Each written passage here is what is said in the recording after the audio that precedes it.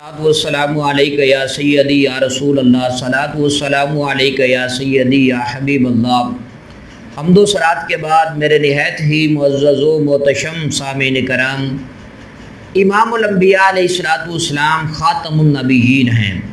حضور کے بعد کوئی نبی نہیں، کوئی رسول نہیں۔ حضور پر سلسلہ نبوت اور سلسلہ رسالت جو ہے وہ منقطع ہو گیا ہے۔ حضور کے بعد اگر کوئی بندہ نبوت کا دعویٰ کرتا ہے، اپنے آپ کو نبی کہتا ہے، اپنے آپ کو رسول کہتا ہے، وہ ذلی نبی کہے، بروزی نبی کہے، کوئی بھی کسی طرح کا اپنے آپ کو نبی کہتا ہے، نبوت کا دعویٰ کرتا ہے، تو وہ اپنے نبوت کے دعوے میں جھوٹا ہے۔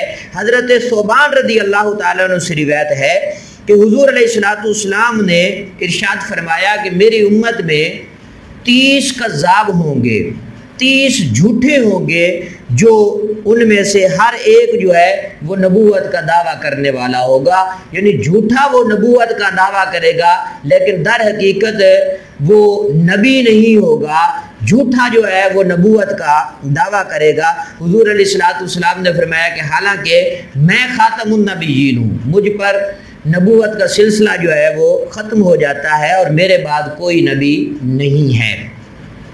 امام الانبیاء علیہ السلام نے فرمایا کہ اگر میرے بعد کوئی نبی ہوتا تو وہ عمر ہوتے، یعنی مجھ پر نبوت کا سلسلہ جو ہے وہ منقطع ہو چکا ہے، اس لیے حضرت عمر جو ہیں وہ نبی نہیں ہیں، وہ میرے صحابی ہیں۔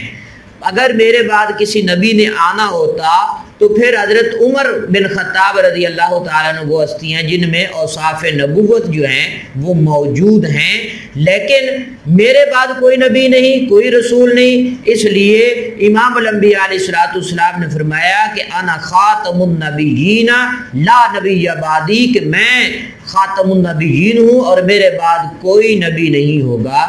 اللہ تعالی ہمیں ختم نبوت پر کام کرنے کی توفیق عطا فرمائے، آقا علیہ السلام کی تعلیمات کو عام کرنے کی توفیق عطا فرمائے۔ وآخر دعوانا ان الحمد للہ رب العالمین۔